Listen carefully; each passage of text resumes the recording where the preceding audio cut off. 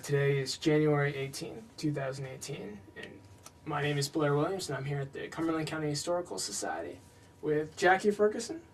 Jacky, right. Jacky, okay. Well, thank you for coming in today, Jacky. And if we could just start off, where did you grow up? Actually, I grew up in western Pennsylvania in a small village called Braeburn, which is outside of New Kensington, north of Pittsburgh, about 20 miles. So I'm from the coal and steel region. Well, I'm wondering, what did your family sort of do for a living, your parents?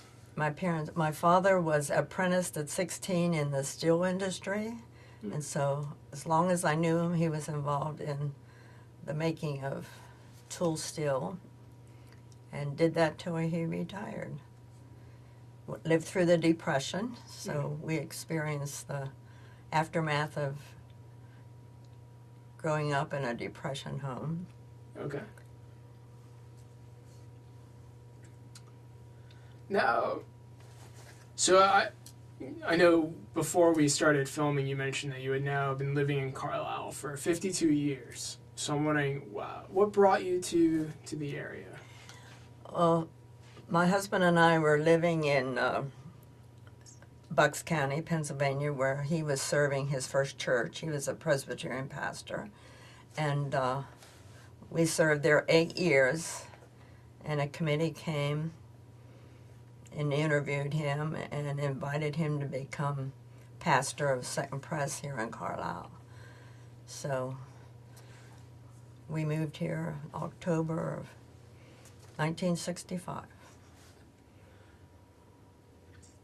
Now, how did your husband become involved with the Presbyterian Church?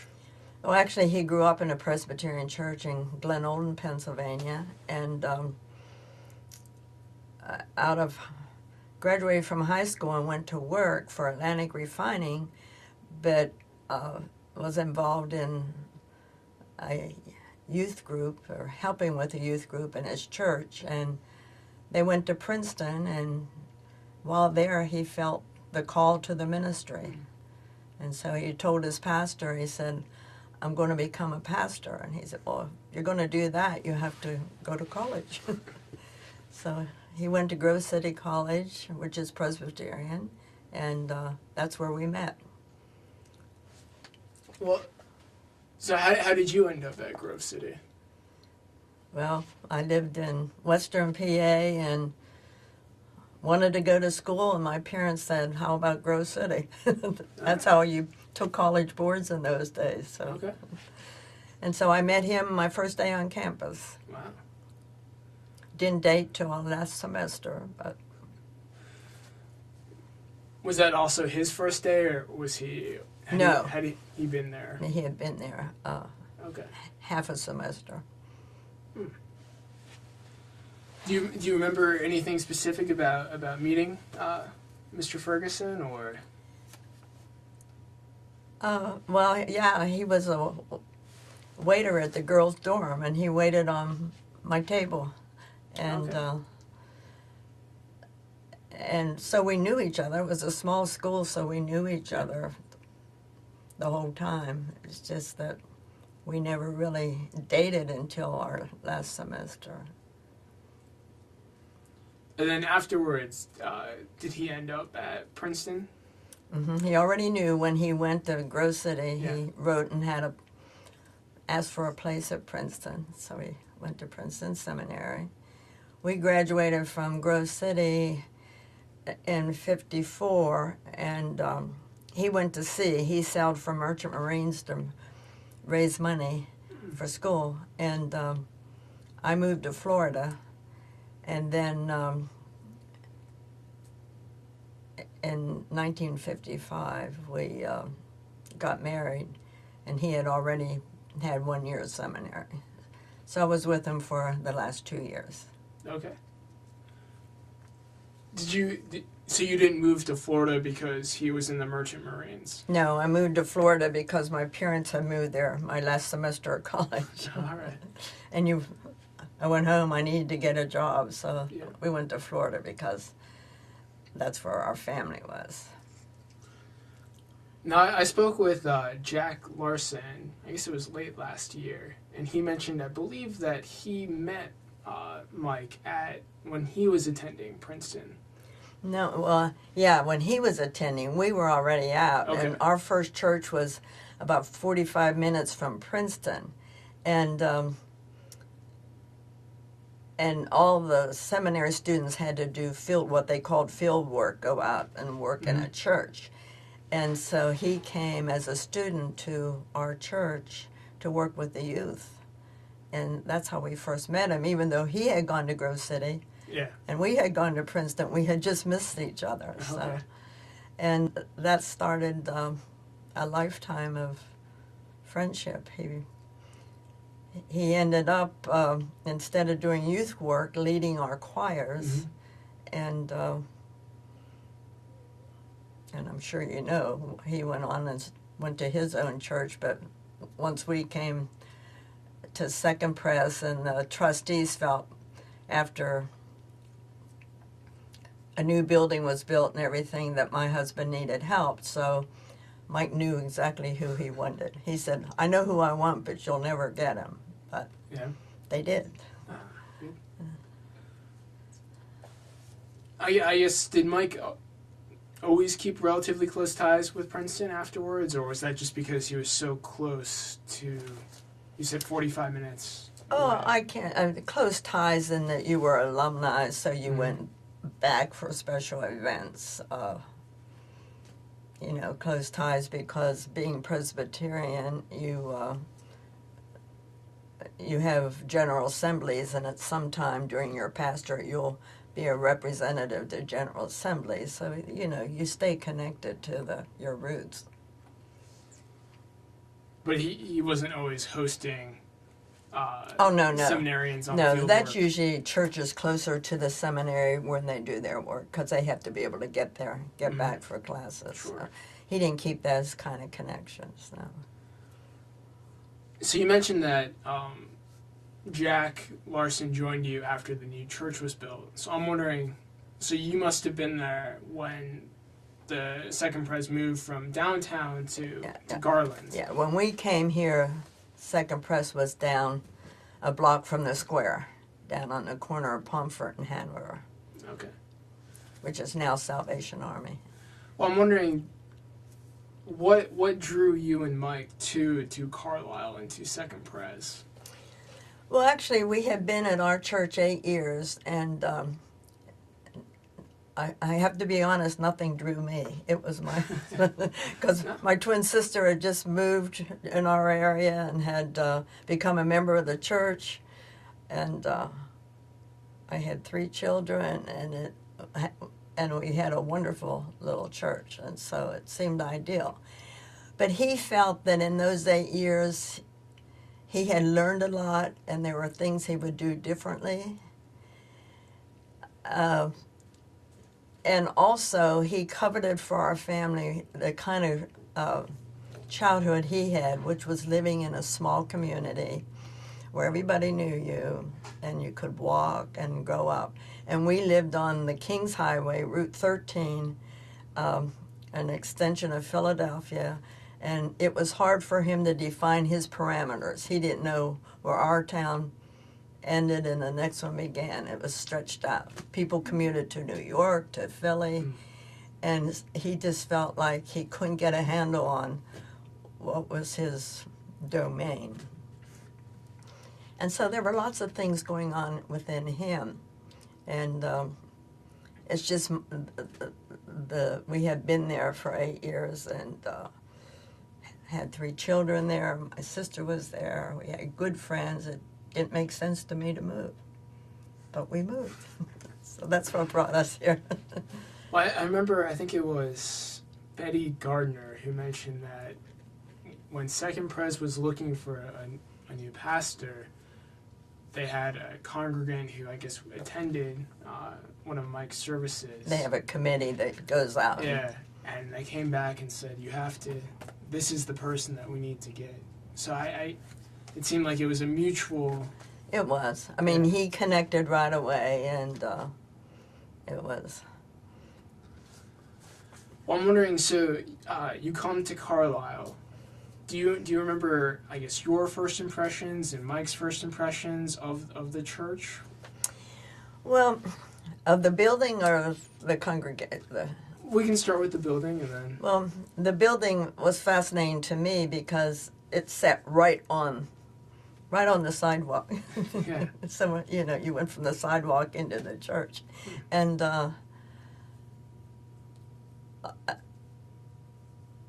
it had a bell tower with a huge bell and a rope that hung down. And so every Sunday somebody hung on that bell to summons us all in.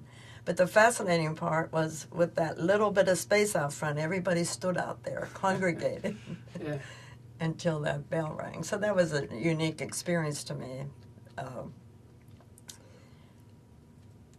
Just that people didn't come and go into church. They all stood outside and visited.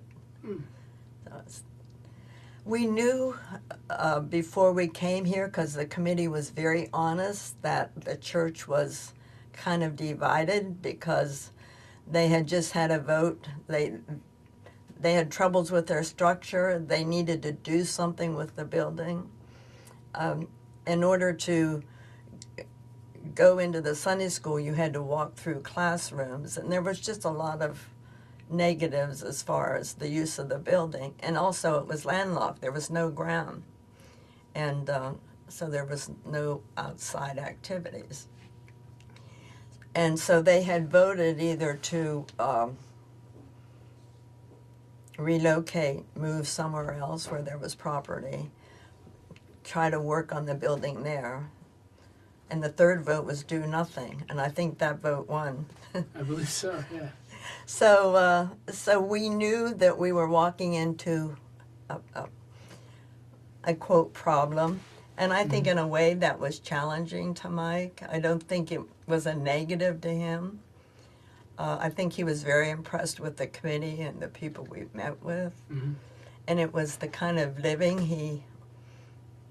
he could picture himself and our family in, which worked out fine because our children walked to every school, all through school, and to the Y, so it was an ideal. And the congregation was very welcoming and open about their issues, so it was comfortable. I don't know if I've asked this to anyone else, but I guess coming into, I mentioned that I'm not from Carlisle, and so coming in from Carlisle, I was kind of surprised about sort of the divide between First and Second Presbyterian. Was that addressed by the committee at all, or was Mike more familiar with the history that he was familiar with the history of what happened historically across the nation, so he knew that. One of your first questions is, why would you go a half a block down the street and build another church? But I guess in the 1800s that was far. It wasn't that close, but that would be a question. But that's why there were. And it was a split. It was not a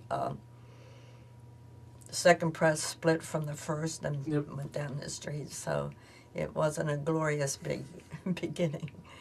But, and that was one of the main reasons that it made sense, I think, to the total congregation, and I know it did to my husband, to move away. Don't stand on each other's feet. Let both thrive separated. So. Do you remember any more of the discussion about sort of the location or the church building itself, or sort of that move to Garland? In what way? You mentioned that, I guess it made sense to sort of move away from downtown Carlisle, and obviously there was another vote where it was, I guess I'm wondering, do you remember any of that discussion about? Oh my, it was 5 years of discussion. Yeah. Because when we came here, my husband had asked them, the session, which is the ruling body in the Presbyterian Church, to let him get his feet wet and get used to the congregation before we face any kind of decision or change. And we came in October, and in the congregational meeting in January, an elder stood up and said, "I make a motion, we do something about our problem." So we didn't wait long. But they spent 5 years. They broke the session, and they had a committee, and they studied all the things we could do: move, stay here, and in depth. And then we broke the congregation into zones, and that committee went to each zone of the congregation and did a presentation about all of the ins and outs, the costs, all the options. And so they did a good job of spending a lot of time educating the whole congregation about the alternatives. So that took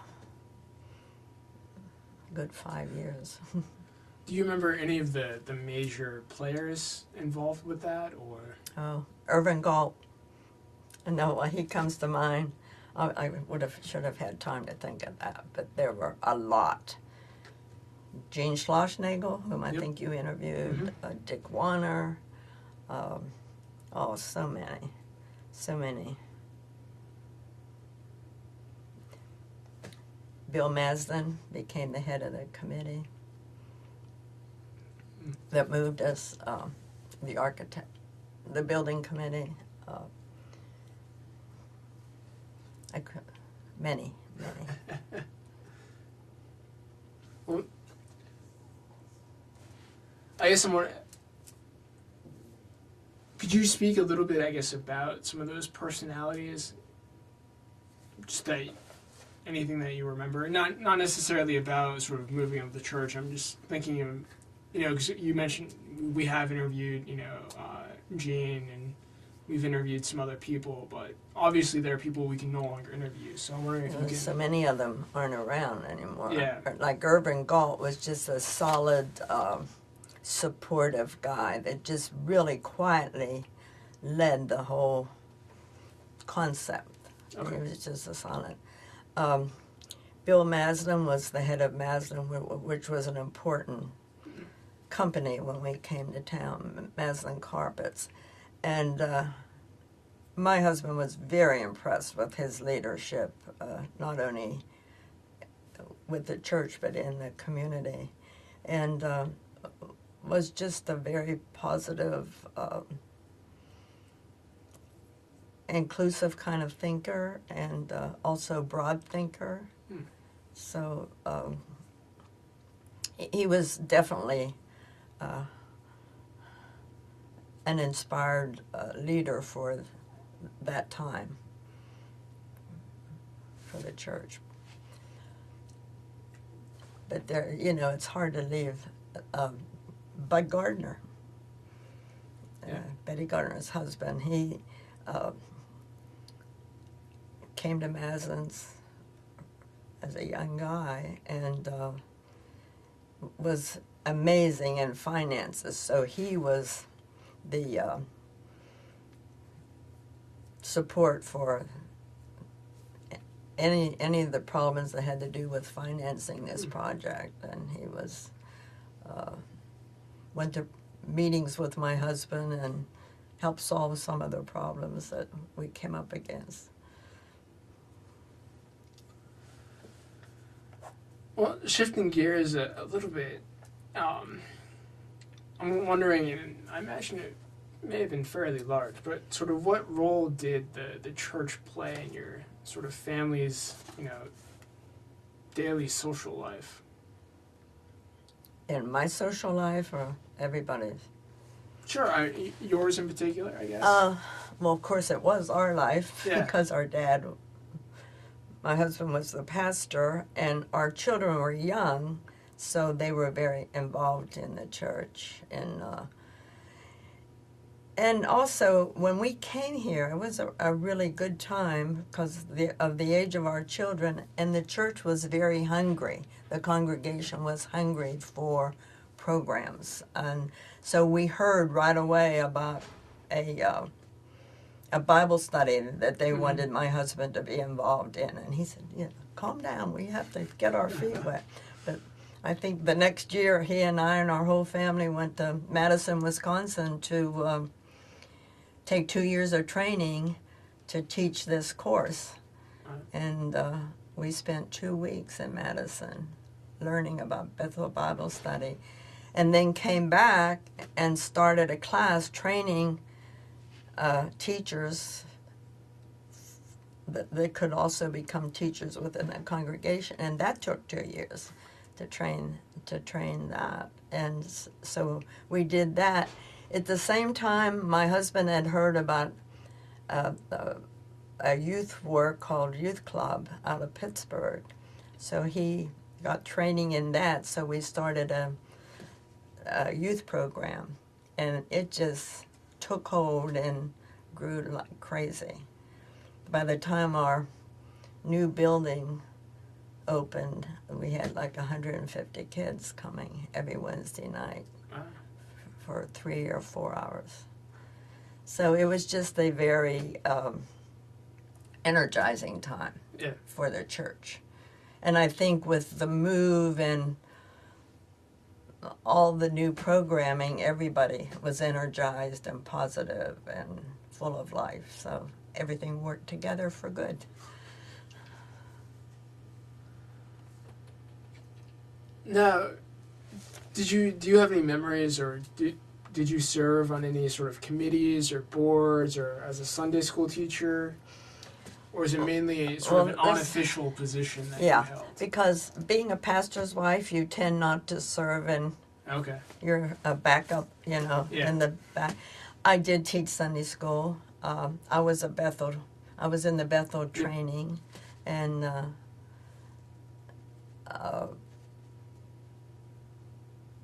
also helped with youth club, because my whole family was involved, so it made sense that I'd be here. So it was kind of a family thing, because we were all here every Wednesday till my children graduated high school. So they went from first and second grade through high school in that youth program. And so it was our life. I mean, the church was basically, and our friends were here, so. Well, how did that youth work sort of evolve from when your children were in first grade to when they graduated, or did it evolve at all? Yeah, because Jack came. Okay. Jack Larson came. Sure. And he's a gifted musician. He's gifted. He can write music, he can transpose music. And my husband saw his talent back in our first church. I mean, he took little choirs and had them singing every Sunday. And, most people would say, well, you can't have kids sing every Sunday, but Jack could.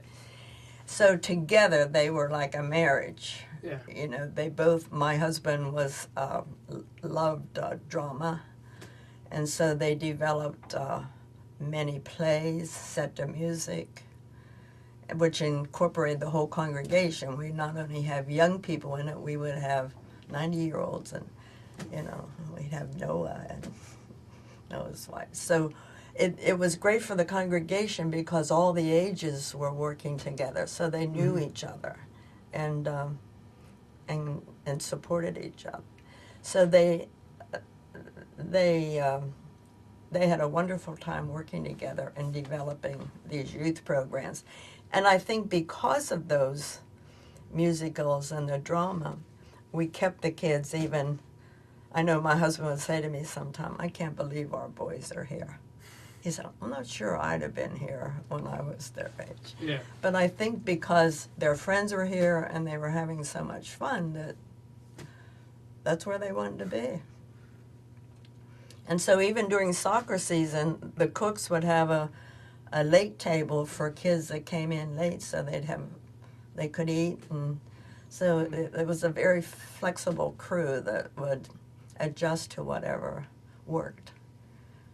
So it was a dynamic time, and and they just had so much fun working together. One couldn't think of what one didn't think of, the other one did. Yeah. Keep things moving, and they both loved worship and creating worship services. It was very important to them, so they worked a lot together with music and involved the whole congregation. Well, I'm wondering, so as you said, you kind of held sort of an unofficial role as the wife of the pastor. I'm the support role. Yeah. I'm wondering, sort of, what advice would you give to someone in a similar position? Oh, it's hard now for Yeah. that, because I only had one role model as a pastor. You know, I didn't know anything about being a pastor's wife. I just had I grew up in a Methodist church, Okay. and loved my pastor, only knew one pastor. And every Sunday when we left church, they stood together and shook hands. So I thought that's what pastors' wives did. I didn't know that was unusual. So when we went to our first church, I always went to the door with Mike and shook hands, and I always went to the door here. Well, I didn't know that was unusual. That was what I knew. Yeah. So I feel badly then when other pastors' wives don't do that. They get criticized because, you know, I did that because that's what I thought you did. And also, I was always at the church and involved because I was lucky. I didn't have to work. I did work outside the home, but not all the time. I could be involved in the church, and that's where my family was, so I want to be with my family. So at the time, it seemed it was easy for me to do because I was having a good time. It was fun. That's where my kids were, and I enjoyed doing it. It makes me sad now when pastors' wives, most of them have work outside the home. Yep. And so they're not available to be there during the day. So I feel badly when they get criticized because, you know, everybody has to do it their way because it's a different time. Well, I'm wondering, you mentioned your kids were there at the church. Did it have, what kind of impact did growing up, you know, with their father as a pastor have on them, or was it generally positive? Did they struggle a little bit? I think it was generally positive. I credited that a lot to him. To Mike. Mm-hmm. He didn't ever expect them to act like preachers' kids. Of course, he didn't always act like a preacher. So. Yeah. And I think a lot of it came because his mother was Presbyterian, his father was Catholic, so they weren't huge church attenders. He got involved through the youth. I just think he didn't have any preconceived ideas of what pastors and wives were supposed to do or their kids. Yeah. And so I think that was helpful. He was also a free spirit and a very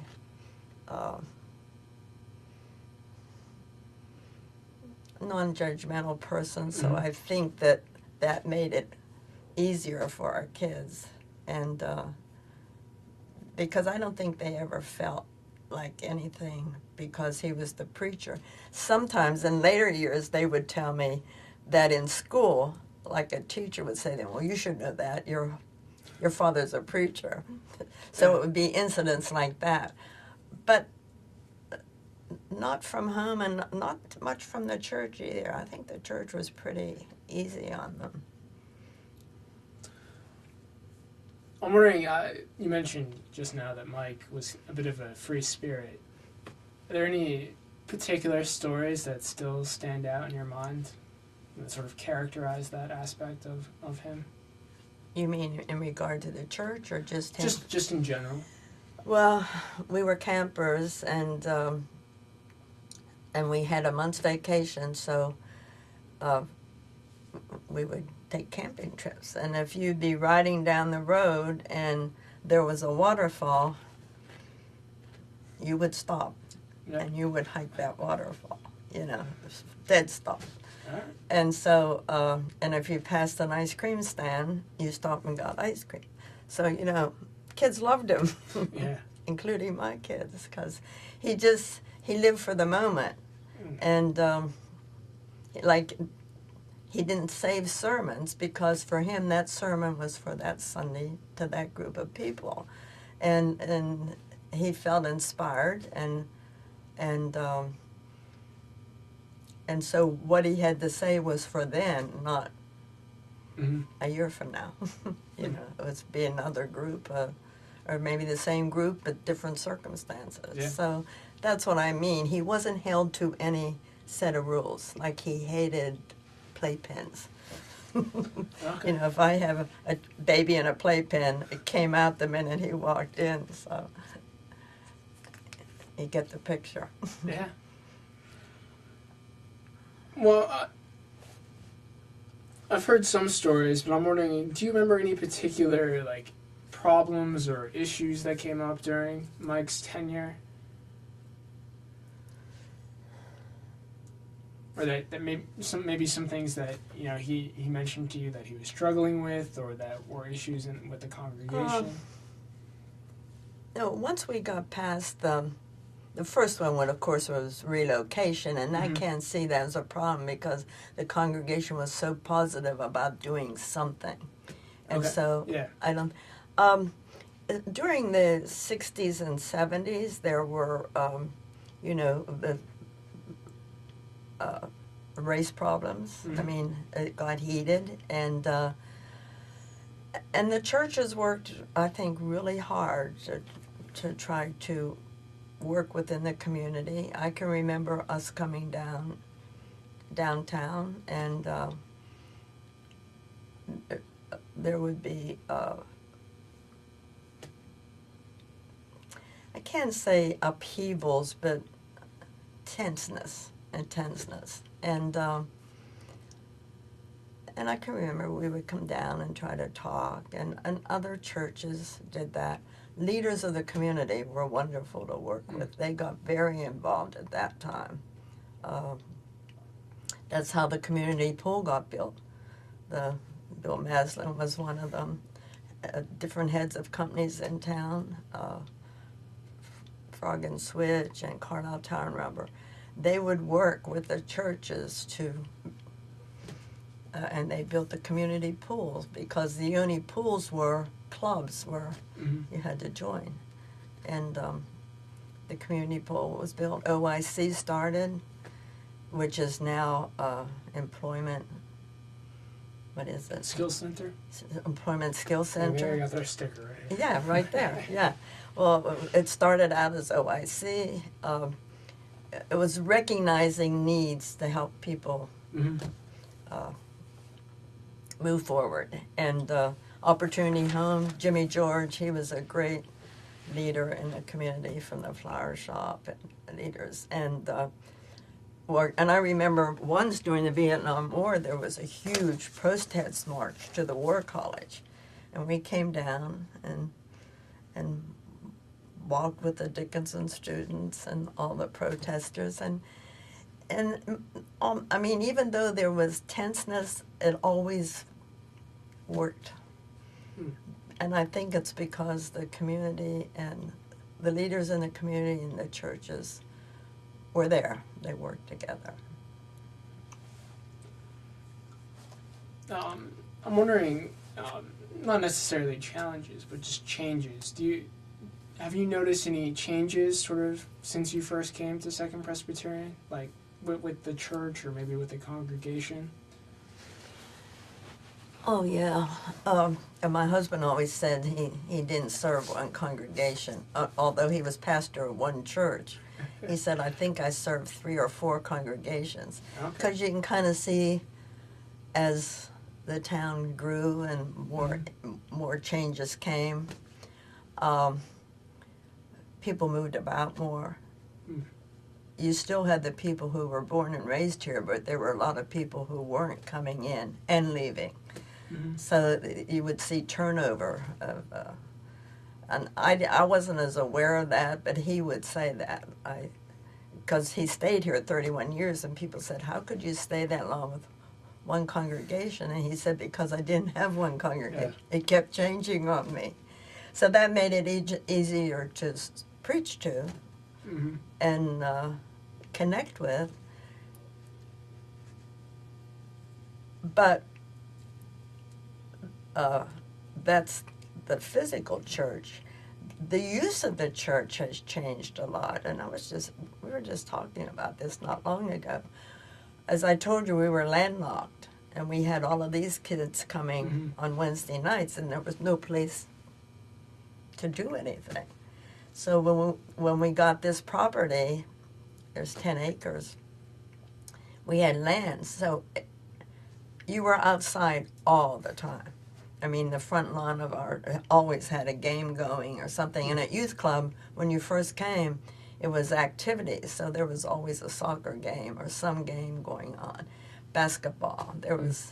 So it was mobbed outside. It was hard to get them to go inside. Yeah. Like for a choir or a class. Because you always had music, you always had Bible study, you always had athletics or some kind of free time. You had homework time, and you had dinner. We all ate together. So, so even teachers would want to be outside with their classes. So that's probably the most significant change that I see is our culture, because everybody lives inside now, it seems. But we would have pig roasts out in the open field, and have the food on the patio, and strawberry festivals on the patio, and picnics, and everything was outside. And now we almost never walk outside. Yeah. With everything. So that the use of the building probably more than not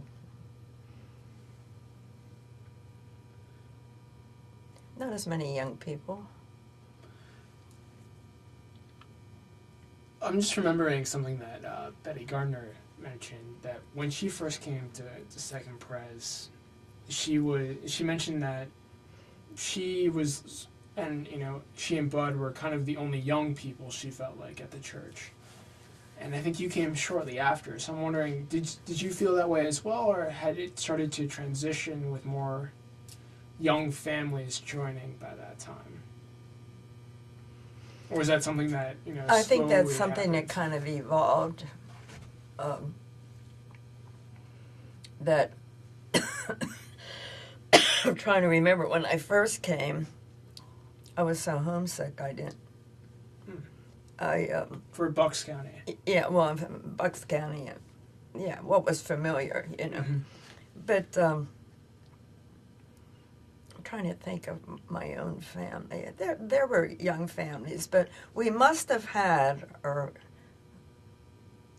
because we had a couples group that was called Second Saturdays.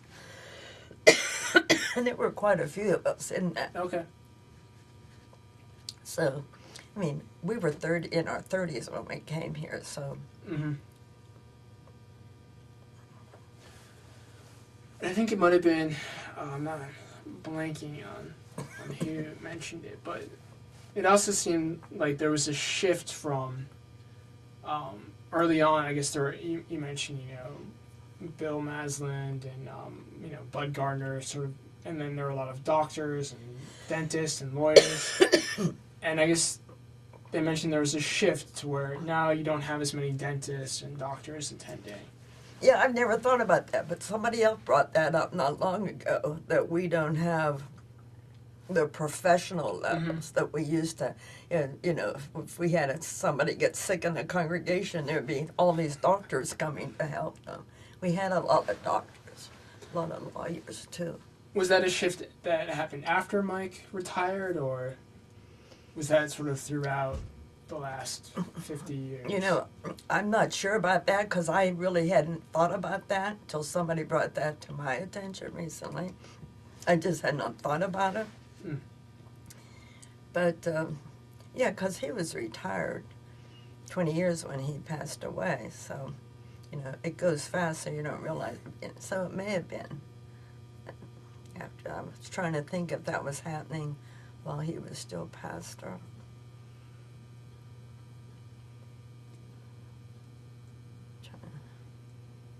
Seemed like we still had some little kids and younger kids. We have very few now. But I also think that young families don't tend to necessarily come to church as much as in our time. That was the center of your life. I think that's something that Al Spears mentioned, was there's just a lot more to do now.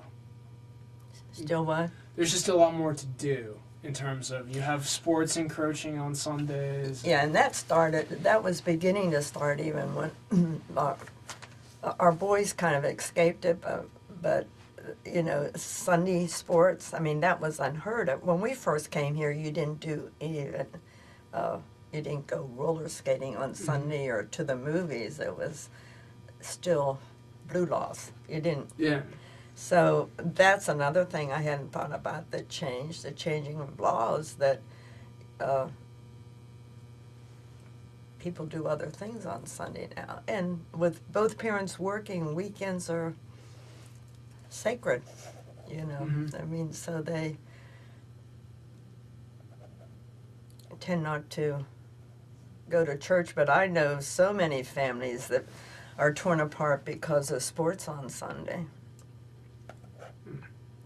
So a lot has changed. How did you and Mike stay involved with Second Pres after he retired? How did we what? Stay involved with the church. Well, we didn't. It's the kind of an unwritten law that you leave for 2 years. So we stayed. We were still in the community because we have family here. I mean, grown children. But we just worshipped other places, and it didn't do things at the church. We did things with friends from the church. Yeah. And I went back, like, the vote on the new pastors, but he doesn't have a vote. Pastors aren't members, so he couldn't go back. And then after the pastor that we had, an interim pastor after my husband left, and then Jim Gilchrist came, and then after he was here for a while, he called my husband and said, "Your family's here." 3 of our 4 children were involved in the church, and their kids. He said, "It doesn't bother me, why don't you come back?" So we went back, and Mike got involved in singing. He loved to sing. He has a good tenor voice. And Jack was still there as associate pastor. So Mike got to be in his choir. So that worked out. And Mike's personality was such, he was not going to ever be vocal about the other pastor. He just, his time was up, and he's willing to let somebody else be the pastor. Yeah.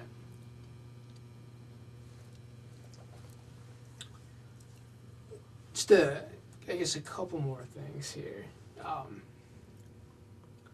imagine, maybe mistakenly, that, faith has played a pretty strong role in your life. So I'm wondering, was there a time when it was particularly important for you, or? It was always important. I mean, I was blessed with never not knowing faith. I had a connection very early. Probably the most challenging time, even more than moving here, and was when my husband was diagnosed with dementia, not too long after he retired. Can't remember anymore, but it was. I just always felt secure in what I was doing as far as he was concerned, and both of us, the right thing. I just felt led each way. I mean, every time there was a decision, I just always felt like the answer was given to me before I asked. It just kind of unfolded. And that was a real blessing, because we had really rich years after he was diagnosed, so that was good.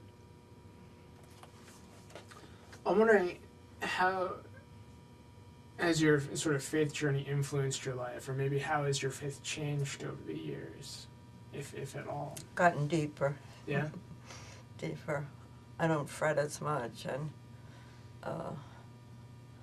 I tend to go there first instead of after I've tried everything else. Yeah. I'm getting better at that.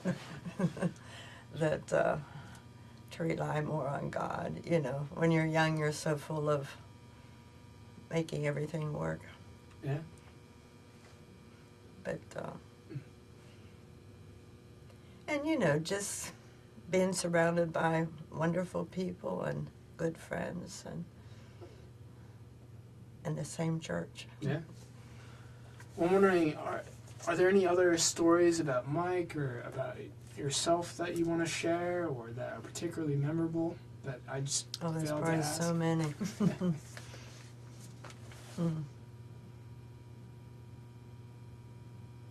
Oh, probably my favorite story about him is when he was called into the ministry. He was on Princeton campus with a bunch of teenagers, and he was not far, you know, out of high school working.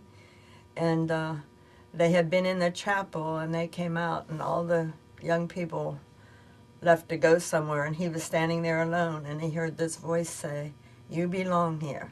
Mm. And he said, "Okay, I'll come here."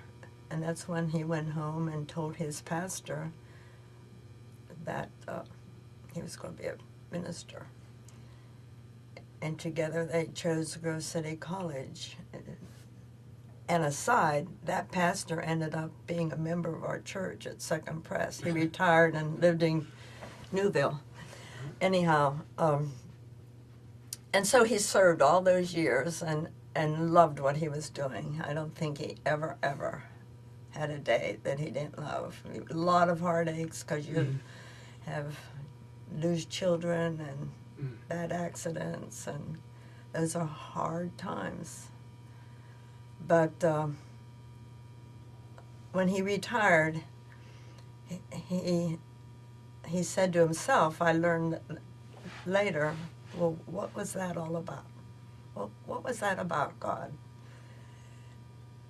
And his cousin came to visit, and he's brought him a picture for his retirement. His cousin's an artist, and Mike unwrapped this gift, and there's Princeton Chapel, and right here, the side of the building where he lived his first year. And he said to his cousin, "How did you know about this?" And Walt said, "About what?" He said, "Did I ever tell you about this?" And Walt said, "About what?" He said, "About this area here outside the chapel." Walt said, "No, I've never been there." He said, "I painted this from a postcard." And Mike said, "Right there is where I got the call to the ministry." So to my husband, that was the confirmation that everything he did was okay.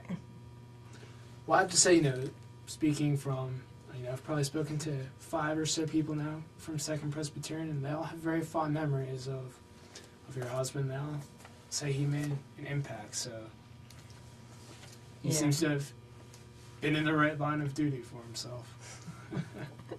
He was unique and a free spirit, yeah. Yeah. He helped me relax, not worry so much about the small stuff. All right, well, thank you so much for coming in today and for speaking with me about your own experiences at Second Presbyterian and Mike's, and it's been an absolute pleasure, so thank you. Great to meet you, too. It's nice to know there's somebody here doing this.